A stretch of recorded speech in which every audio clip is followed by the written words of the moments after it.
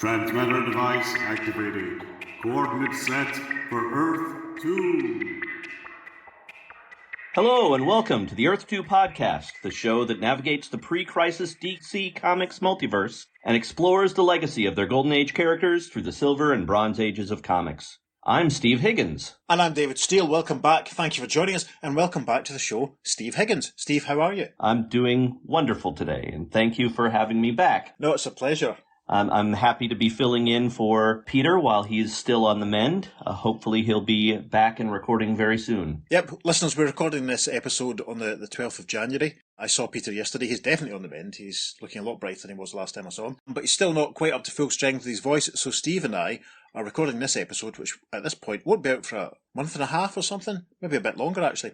Just to kind of give us a bit of a buffer so that, we don't have so much to catch up on when Peter is back to full strength. Steve obviously has appeared on the show a few times before. He was Jimmy Olsen for us in our 100th episode. And Jimmy Olsen again in the 1970 JLA-JC team-up. And also, obviously, Steve helped us out in our Seven Soldiers epic last year when he played Stripesy and the Crimson Avenger and Johnny Thunder and probably someone else. And then he was Uncle Sam. He had more lines than anyone else combined when we did the Freedom Fighters story from JLA 107-108. Tarnation. Damn straight. So yes, Steve, welcome back. Thank you for joining us. Caitlin, don't know if you knew this was happening. Hopefully this is a surprise. I think that she will be very surprised to hear me fully involved this time around. Not just a guest voice, but fully on. And hello, kid. How are you? Hello, Caitlin. Hope you're well. So, today, listeners, as you're probably already aware from the listings, we are doing a story from issue 23 of Weird War Tales. I'm a huge fan of Weird War Tales. I remember buying a huge pile of them from the 50p boxes in City Centre Comics summer of 1994. It was all I read for weeks. It's one of the anthology titles that DC used to publish back in the day. Similar to stuff like House of Mystery and House of Secrets and the older stuff like My Greatest Adventure and Tales of the Unexpected. It's what I used to call a really good bathroom book. You could just sit and relax and read a short story or read a couple of short stories. Have you read many issues of Weird War Tales yourself, Steve? Well, to my knowledge, this might be the very first issue or story from Weird War Tales that I've ever read. And I say to my knowledge on purpose, by design, because there was a club that I was a part of in junior high. For me, that would be 7th grade, where our lunch period was split in two. There were enough students where they had to split our lunch period into A and B groups. And if you were in the A group, you had lunch first, and then while the B group was having lunch, you went and did a club activity, and then it was vice versa for the other group. And I remember when I was in 7th grade, I was looking over the club offerings, and there was a club called Superhero Club, and I'm like, oh, well, I'm there. That's the club for me. Little did I know that Superhero Club was actually a study hall that a math teacher at the school did for his students who were kind of falling behind, that he would walk up and down the rows while the kids were doing their homework there in class and help them out. And if a kid finished their homework, they would then get to go to the back of the room where there was a big stack of old comics and pick up a comic and start to read it. I'm the only fool, I think, who actually signed up for this class willingly. All the other kids looked at it as like detention almost, of like, right. Oh, I have to go and do my homework instead of being in a real club. But I signed up willingly. And I get there, and he's like, what are you doing here? You're not in my class.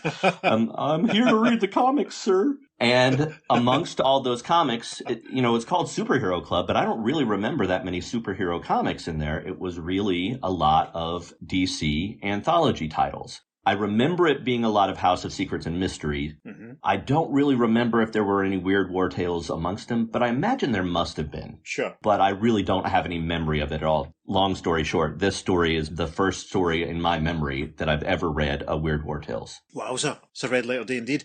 As I say, I'm a big fan of this series. And I think I like it so much because it's that juxtaposition of war stories and science fiction and horror ideas. It's certainly, the reason why I collected so many of the World at the Time Forgot issues of Star Spangled War stories.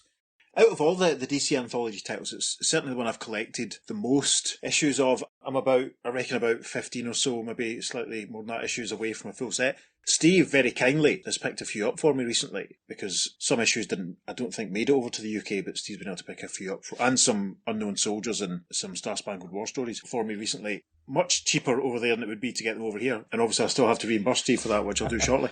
And hopefully at the time that this episode airs, I will actually have mailed those comics to you. The anticipation, listeners. Anticipation. I might do a live unboxing video when they actually arrive, and I could put it on our YouTube channel. That'd be fun. I'm not too far away from a full set. I mean, it's not like I've spent the last 30 years actively collecting it. For a long time, I didn't pick up any issues at all. There was a period I'd pick up a few, but over the last couple of years, I've kind of actively tried to complete a full set. And part of that is because over the last couple of years, I've been enjoying listening to the excellent Weird Warriors podcast, which obviously is hosted by Max and Rich, who, like Steve, have helped us out in the last year by recording voices for us when we've been doing the JLA-JC epics. Rich has played the Golden Age Sandman for us, Wesley Dodds, and Max now, in my mind, is the definitive Ralph Dibney. He's played the Elongated Man, and we're in the early stages of planning the next JLA-JSA crossover. And guys, if you're listening, I'm sorry. We're probably going to ask you to do some more reading for us. Rich, you should probably get some drama classes in because Wesley's got an awful lot to do in that one. So yes, can't recommend the Weird Warriors podcast enough. Even if you're not a huge fan of Weird War Tales, it's really interesting if you're a fan of, comic books from the Bronze Age, because, Max and Rich touch on a lot of the contemporary stuff that we touch on, like stuff like the adverts, stuff like the editorial policies. There've been some stuff recently in the episodes they've done where they've kind of noticed this sort of very favourable towards the Confederacy sort of tone that seemed to permeate a lot of DC titles in the 70s. And it's interesting looking back. The story we're doing from issue 23, they did in their 26th episode, if you want to do a comparison. And I will have to go back and listen to that myself. Yes. As I've not listened to their podcast before, and now that I've actually read an issue of Weird War Tales, I think I'm going to seek them out. So, guys, if you are listening, you've gained a listener. Yeah, it's a good show, and I don't think you even really have to have read the comic to enjoy it. I mean, it's a lot of fun, like as much as any other comics podcast, I hope. The host's enjoyment is what makes it worth listening to, as well as the story. So, as I say, we're doing a short story from issue 23 of Weird War Tales, cover dated March 1974, but published on Boxing Day 1973, which means it's published just after the very first Christmas that I ever experienced. Isn't that nice, listeners? I'll have to see if I can find a photograph of me from Christmas 1973 that I can post on the socials. Steve, given that Peter's unavailable, would you like to tell everyone about the cover? I absolutely would. So we have up in the upper left-hand corner the DC logo of the time, which I have to say, not my favorite of the DC logos. It's basically just a white circle with blue DC letters in the center, although it does say the line of superstars above and below the DC. On the upper right, we have another circle, white circle, that has 20 cents, number 23, March. In the center, upper of the cover image, we have the mystery and madness of Weird War Tales, and a very striking logo. In the middle of the word weird, we have like a string of bodies, it looks like. It just kind of gruesome. Brilliant, isn't it? Yeah. And I'm always struck by the fact that the word Tales in the Weird War Tales logo seems to have been an afterthought of the design. Like it's Weird War Tales. Yeah. Yeah, it's interesting because at this point, there's a few weird titles being published. Like this is around about the time that the Comics Code has relaxed a lot of its rules. So, Marvel's publishing its Dracula book by now. House of Mystery and House of Secrets, and especially Unexpected, have gone away from being general sort of adventure or rotating sort of super character anthology books to full-on sort of horror titles. But you also have Weird Western, which starred Jonah Hex for the longest time. Mm-hmm. There was Weird Mystery Tales, and Adventure Comics was rebranded as Weird Adventure Comics for a little while, because obviously the Spectre's about to turn up in there. We'll be getting to those stories very soon as well. All right, well, so to continue with the cover, the majority of the cover is a very striking purple color that catches the eye. It's the sky. Down at the very bottom, we have the ground, where in the foreground we have some soldiers, American GIs, that are running towards camera away from this thing that is swooping down out of the sky to come after them. And in particular, in the bottom left-hand corner, we have this extreme close-up of a soldier's face as he's running away, and the look of terror on his face is just really powerful and beautiful. I love that image. And what is swooping down out of the sky at them? Well, silhouetted behind a giant blood-red full moon. Take a drink. Yep. My first take a drink on the Earth 2 podcast. But swooping down from out of the moonlight, this giant red blood moon, is a soldier on the back of this giant falcon with terrifying bright white eyes and these talons that are grabbing after a soldier that's trying to run away from it. And the soldier on the back of this giant bird appears to be an SS soldier. based on aspects of the uniform, but it is wearing a Viking helmet, it is wearing a giant cape, and it is a skeleton man with his skull fiercely frowning at us and his bony fingers gripping a machine gun in his left hand. And it's a very, very striking image. I know that if I had seen this comic on the stand in 1973, I would have been like, and I would have bought this right away. Absolutely beautiful cover. It's a cracker. I think the lead story in this issue of Weird War is called The Bird of Death.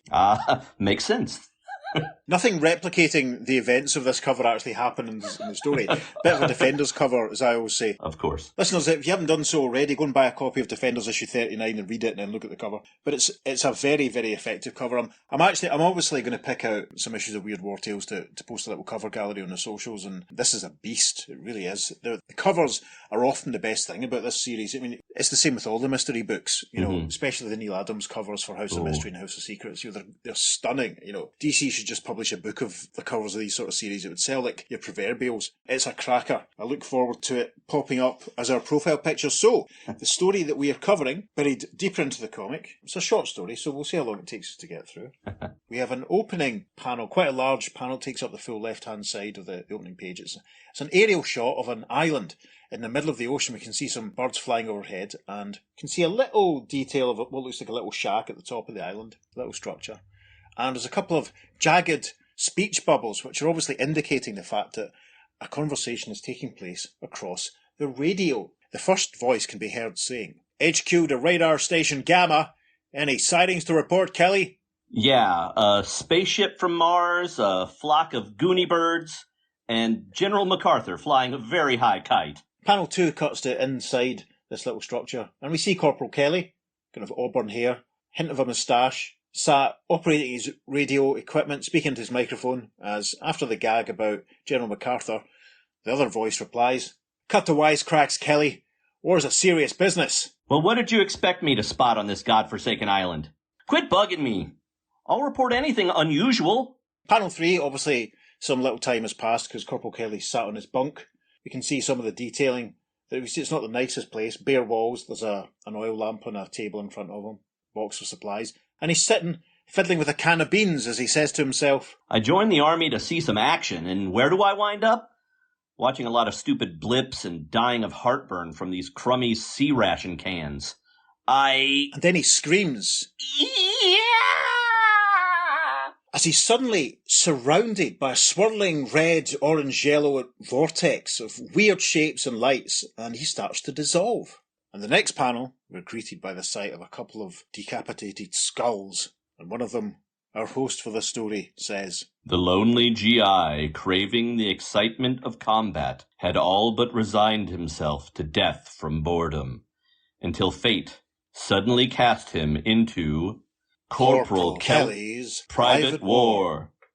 And it says the art is by Alex Nino, and the script by George Cashton. Awesome. Captioning for the first panel of page 2. A dizzying swirl through a dark, endless void. Yeah, and we see Corporal Kelly tumbling through the swirling red and yellow and black and orange vortex. Terrific stuff. Till finally... Yeah, we're in some kind of weird alien laboratory. There's the residual effects of the vortex as we see Corporal Kelly lying on a metallic tabletop with equipment ranged all around him and above him, and a couple of aliens standing in front of him. Now, we'll try and describe them. They're sort of purple-skinned. Imagine sort of Sinestro colour scheme. But it looks as though the front of their face has either been sliced off, or where their mouth should be, there's actually like 4 or 5 eyes. They're really quite hideous. Instead of arms, they have little tentacles. And they're standing watching Corporal Kelly materialising. And the first of the aliens says, I warned you those were dangerous forces you were tampering with, Professor. And the other alien replies, All I was seeking was a clue from his dimension. I never dreamed the ray would transmit a living being. And in panel 3, Corporal Kelly sits up. There's little bursts of gold energy around him, which to me suggests he's just woken up, or else it's the residual remnants of the vortex. He wakes up, sits up, sees the aliens and says, Will someone please tell me what the gag is? How'd you guys pull it off? And one of the aliens takes him by the wrist, circles his little tentacle around him, saying, It's no joke, my friend. You have actually journeyed across an interdimensional void. The next panel, we're outside the building that they're in. We're up quite a high shot, we're looking down. It's a very stylised looking structure. Down on the parade ground in front, we can see about 10 or 12 spaceships. rows of what are presumably alien soldiers standing around. From inside the building, the alien continues saying, "Unfortunately, there is little you can do to help us. Besides, our war is none of your concern." Hold it, pal. Did you say war? "Yes. Out there you see our army, girded for an attack that's doomed to failure. The enemy's weaponry is much superior to ours." Funny. With all that action out there, how come I don't hear any noise? "That has to do with a weakness of our race. All our vehicles, weapons, machinery are soundless because of our vulnerability to the slightest sound vibrations." We arrive at the top of page 3. Another overhead shot of them making their way through the laboratory, as Corporal Kelly says, You mean, in this dimension, there are no explosives of any sort? Not even bullets? "None whatsoever. Aeons ago, the means for making such weapons were eliminated. We depend on such forces as light wave vibrations and heat rays. Right now we'd be willing to sell our souls just to be able to create one loud sound in the enemy encampment." One of the other aliens says, Aye, that would render them completely helpless. In the next panel, we see Corporal Kelly rubbing his chin thoughtfully and looking at the tin of beans that he brought with him, tin of beans that sat on the tabletop where he was when he materialised. And he says, One loud sound, huh? The next panel, Corporal Kelly has picked up the tin of beans and he's looking at it as he continues, Professor, your problem's solved. "What? What do you mean?" You need a good shot of noise, right? I'll explain my plan, but first, tell your generals to get ready for a full-scale offensive. And he says this as he starts tossing the can of beans up in front of him, and the purple alien replies, "Very well. We have little to lose anyhow." A slow dissolve. Before long... Yeah, another cracking panel that takes up the full right-hand side of page 3. It looks as though the purple aliens' spaceships are starting to embark into this weird twisting green and yellow vortex, which has orange and yellow lights at the heart of it. It's stunning. From inside one of the spaceships, which is starting to ascend, we hear the alien voice saying, "You understand, Corporal Kelly, that if your strategy fails, we'll all be wiped out." Man, isn't that what war's all about?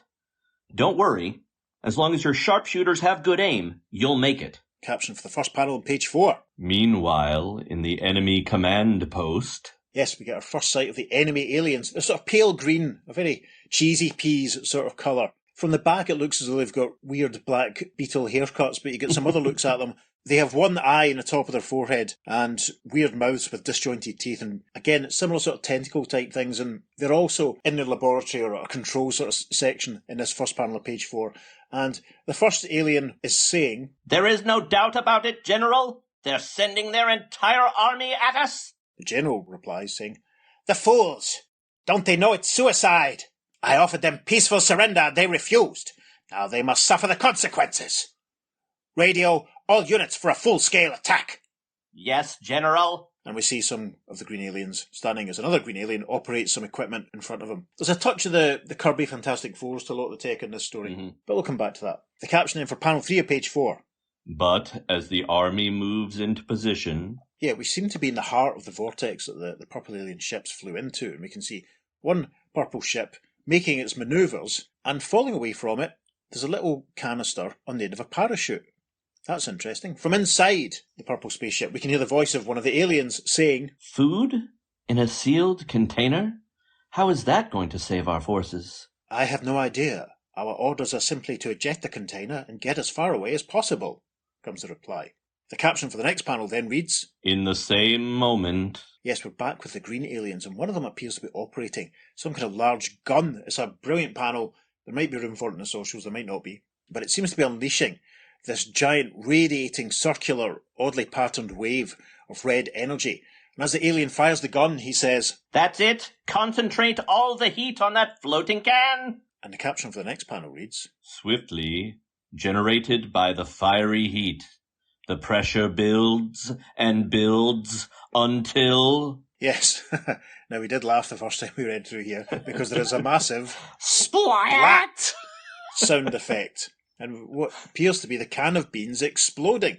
The effect this has on the green-skinned aliens is devastating. We hear a voice screaming, My ears! and general cries of, "Yeah!" Aye! And one of the aliens can be heard saying, "The pain, I can't stand it." A tiny caption here tells us we're continuing the 4th page following. We pass a full page advertisement for a reprint of the famous first edition of Action Comics #1 for the Batman tabloid with that iconic Neil Adams image of him running through the desert outside, wherever it is the city is, and then a full-page advertisement for Honor House Productions Corporation, Lynbrook, New York, so you can get a monster ghost or onion gum or a skinhead wig or a smoke cloud or trick baseball, x-ray specs, 7-foot monster, all sorts of stuff. But then we arrive at the top of page 5 and a caption reads, "And while the enemy still reels from the blast..." It looks as though the purple aliens have landed, and they seem to be using their own equipment on the green aliens. This panel's phenomenal. It just looks as though the green aliens' equipment is just being silently blown up, and it's all flying up into the air, and we can see green aliens being tossed and thrown about, obviously having a terrible time.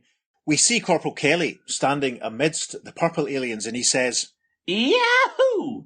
There's not a drop of fight left in him." And in panel 2, we see a shot of him operating an alien gun and firing a burst of red energy at one of the green aliens who's firing a gun at him. Corporal Kelly says, "But man, what a strange feeling.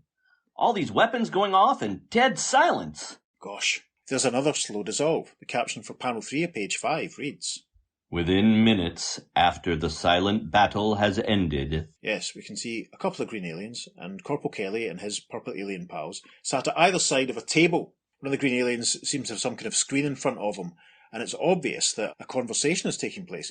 The green alien can be heard saying, "Here it is, signed, the armistice, just as you dictated it." And the purple alien standing behind Corporal Kelly says, "This is a glorious moment in our history, thanks to Corporal Kelly's super weapon."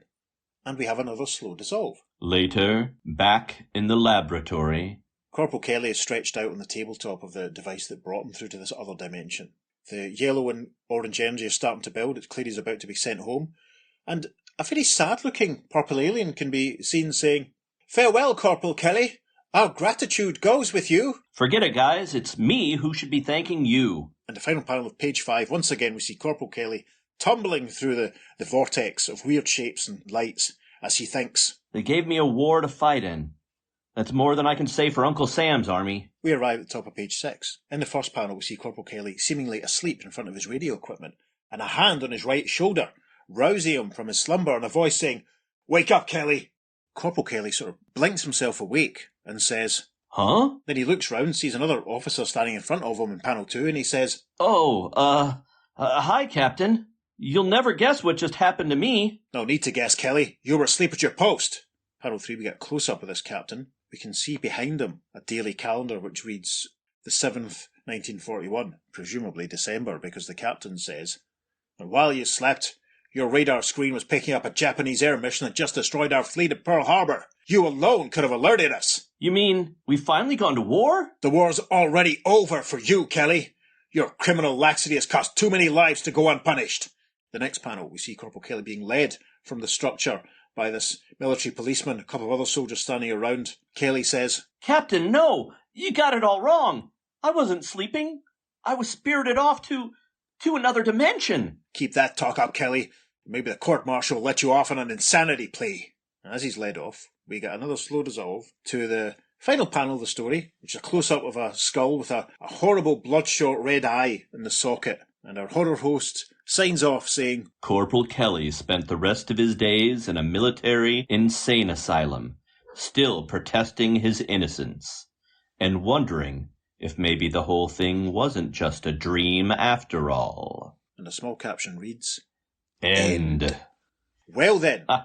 So obviously, listeners, that falls into our remit because it involved someone being sent to another dimension, and it lets us talk a little bit about Weird War Tales. Thoughts and what have you? Or does it involve someone being sent to another dimension? That is the question. Well, I think it does. Let's discuss that, because the ending there is obviously Corporal Kelly wondering if it was a dream, and he was seemingly asleep when he's roused by the captain. But who's to say that he maybe just didn't go for a nap when he got back? But if you look back at page 2, it certainly seems as though he's asleep or unconscious when he arrives in the other dimension. There's these little bursts of gold around him in panel 3, certainly, to me at least, suggest that he's just been roused. What do you think? What's your honest thoughts? It really is the same. I think you are right. I think it is the same way that he is being roused by the aliens when he arrives in the other dimension is the same way the captain is rousing him here. I do take it at face value. I do think that he really did get sent to the other dimension, and it's only ambiguous, to make it look to them like, you don't know what you're talking about. You were sleeping on the job. Yeah, that's it. I mean, when Max and Rich talked about it, they used, I think it was their 26th episode, so go and check that one out. They had different views, different thoughts to what Steve and I think, but we're not going to tell you what they are. You'll have to go listen for yourself. Yeah, I think it adds to the irony of his fate of being sent to an insane asylum. If he had fallen asleep, there is enough ambiguity there for us. We saw what happened, It's a soldier who is frustrated but gets a chance to help resolve a conflict and all that. And if he has just been asleep, it kind of takes away from what he achieved in this other dimension, that he was able to sort this out and achieve peace. And obviously the soldiers, there's no way in heck the other soldiers are going to believe him. Yes. So it's the easy option for them is just to write it off as that he's mad. And then he obviously starts to doubt himself. No, I agree completely that story-wise, it only works for us as readers if he really did go to this other dimension. And that's the dramatic irony that we know the truth, but they think. Exactly. They think he fell asleep. Yes. Yeah. No, I take it at face value. Yeah, there is nothing worse, I feel, than any kind of, it was just a dream pop-out ending. It's the worst ending. It's rubbish. And I think, as you say, dramatic irony is it exactly. That we know that he went, but they don't believe him, and and he gets locked up for it. I have to say, we talked about this in our preparation. The artwork is stunning, isn't it? Absolutely. I feel like the figure work sometimes reminds me of Gil Kane. Okay. Now, that might just be because the one type of aliens resemble Sinestro so much that I'm picturing Gil Kane Sinestro when I look at their smushed in face with all those eyes. But gosh, some of these swirly kind of psychedelic panels of them transporting to the alternate dimension. And I mean, they evoke a little bit of Ditko to me. They evoke some Kirby-esque.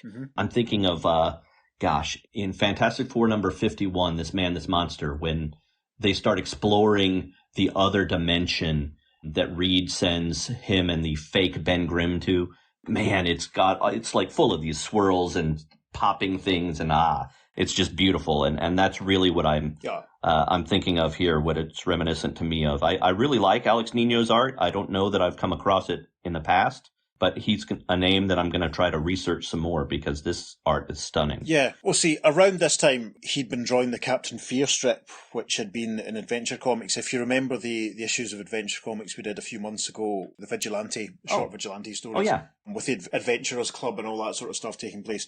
Captain Fear was a backup story, and Alex Nino drew that. So I think I posted a couple of pages of those on the podcast socials at the time. So, if you can be bothered scrolling back, you can see them. It's very different from the type of artwork that we normally sort of read. It's light years away from or a world away, another dimension away from the traditional sort of superhero stuff that we normally cover. From that point of view alone, it's really nice just to look at it. And some of it's a little impenetrable. I mean, at points, the point where the can gets deployed and then blown up, I mean, you get the gist of what's going on, but I remember the first time I read it through, I was like, hang on. And, in preparation for recording, I was like, right, I have to be very careful at working out exactly what's going on here, because unlike still, a few comics around this time, the captioning doesn't lay it on thick. Yeah. There's no real say what you see captioning at this point. The artwork does tell the story, and it is very funny that I remember you saying what you were worried was going to happen with the can of beans.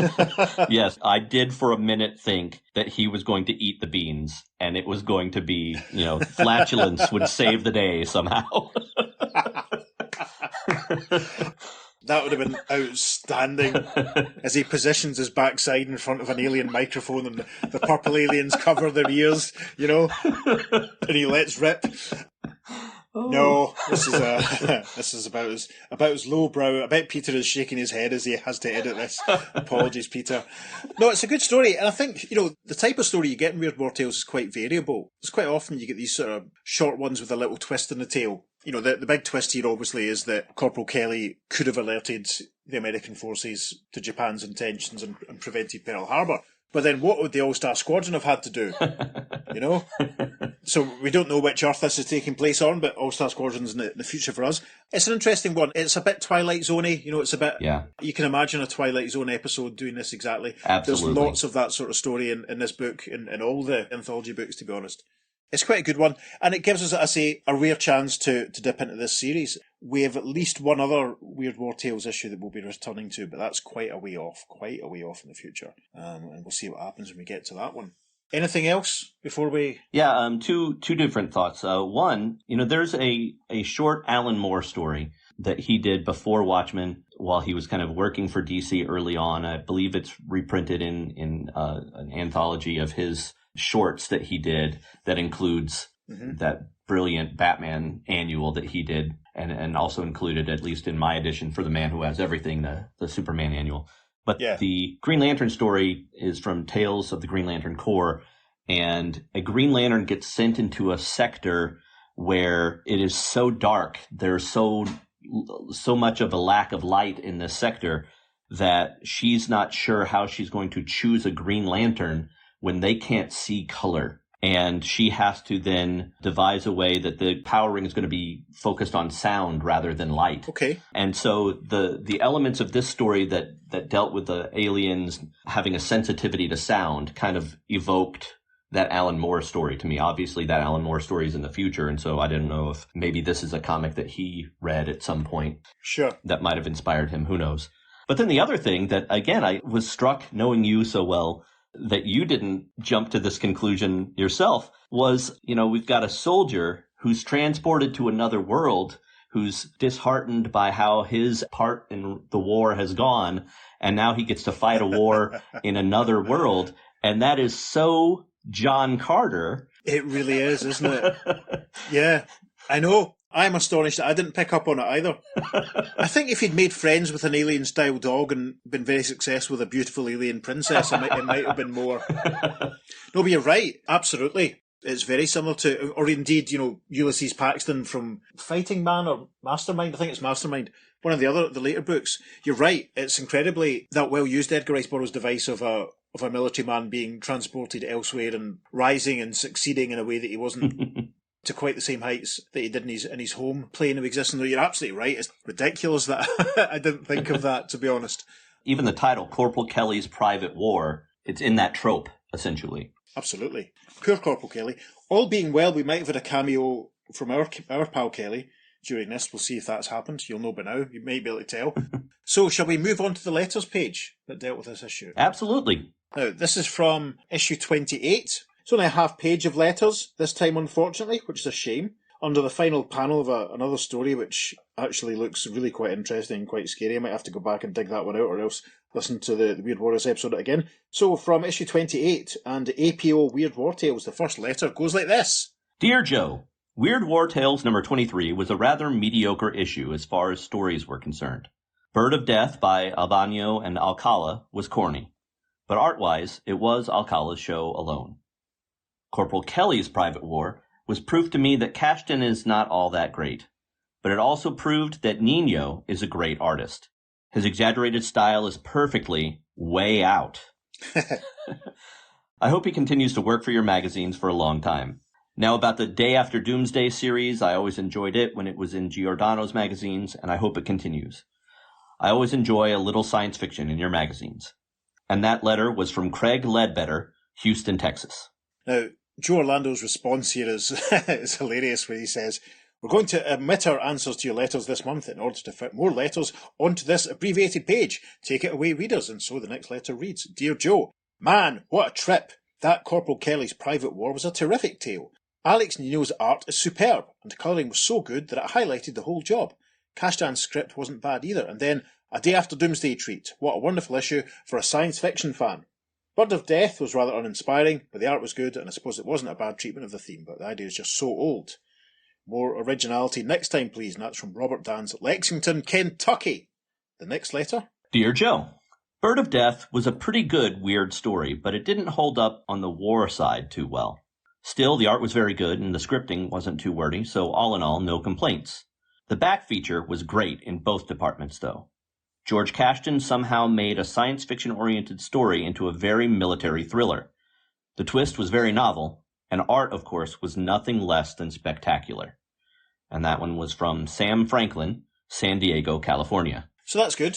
Reader response at the time was pretty positive, so that's good to know. Listeners, what did you think of Corporal Kelly's Private War? You can email your thoughts to the earth2podcast@gmail.com, or you could comment on our Facebook post. You can find us on Facebook and Instagram at the Earth2 Podcast, on Twitter, or X, however you want to call it. We are podcast_Earth2. So what we're going to do in the socials this week, well, I'll put up the cover, obviously. We'll put up a few select panels, put up a few other Weird War Tales covers. But interestingly, in my collection, I'll hold this up for the benefit of our YouTube viewers, and so Steve can see it. I possess issue 5 of the French publication. The translates as The Burning, I believe, the Brûlant, it says. Magazine de bande dessinées nouvelles et vérité. Anyway, which not only reuses the cover to Weird War Tales issue 23, covered very slightly differently as well. It also reprints Corporal Kelly's Private War in black and white, obviously in French, but reformatted so it actually runs to, I think, 1 or 2 more pages longer. So I'm going to carefully photograph all of those pages and put them up on the socials so that you can have a look at them, listeners, as well. So make sure you check out the socials for all the superb bonus content that we try and bring you every single week. Steve, thank you so much. Thank you so much for this opportunity. I always love being a part of what you all do here. It's my favorite podcast. It is my daughter's favorite podcast. So hello again, Caitlin, one last time. And I have to say it really is special to me that she and I get to listen to this and share my love of old DC Comics. I'm turning her into a proper nerd by getting her into comics that were around even before I was born. So, but again, thank you so much. And again, I really hope that Peter is on the mend. By the time this airs, he'll be back 100%, I'm sure. Hopefully he will. Is there anything you want to promote or tell the listeners about that they could seek out that you might be involved in? Oh, sure. Actually, considering that I mentioned my daughter Caitlin so much on this podcast, I am part of a group of comic creators in the St. Louis area known as Ink and Drink Comics, and we publish an anthology every year. Pre-pandemic, it was 2 every year, but since the pandemic, we kind of slowed down a bit and have only published 1 a year, in which we kind of decide on a theme or a genre or a story type, and everybody then puts together some short stories, which is very akin to like Weird War Tales, Weird Western Tales, and the House of Secrets, House of Mystery. And our most recent book was a book of kids' stories, all ages stories. And in that issue, my daughter Caitlin came up with a story, which I then translated into a script for an artist that we're friends with called Wave Girl in the Mists of Madness. Awesome. The general anthology is called Juicebox 2. It is available through any book distributor in the States at the very least, but I believe it's available in Europe. Juicebox 2 by Ink and Drink Comics.